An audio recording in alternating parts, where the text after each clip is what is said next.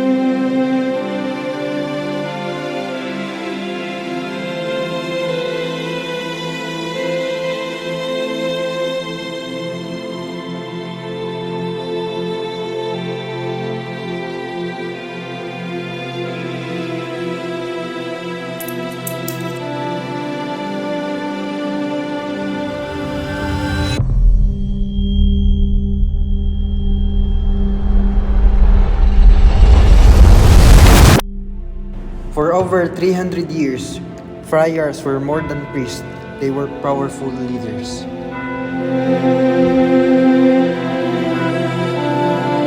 Through confessions, friars knew private lives and used that influence.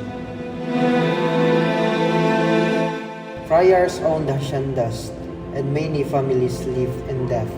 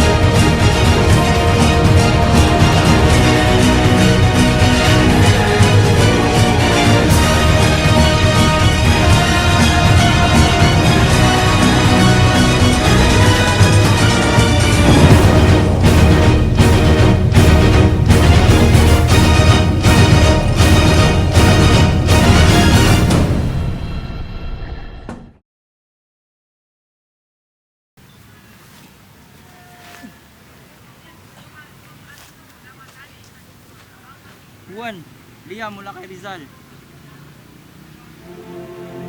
Mahal kong kapwa Pilipino, gisingin niyo ang diwa ng inyong mga puso at pagmamahal sa bayan. Tundig tayo na may dangal laban sa mga mananakop.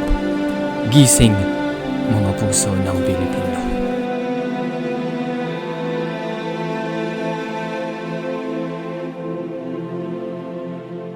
In short, the friar's power touched every part of Filipino life, leaving a mark that history still remembers today.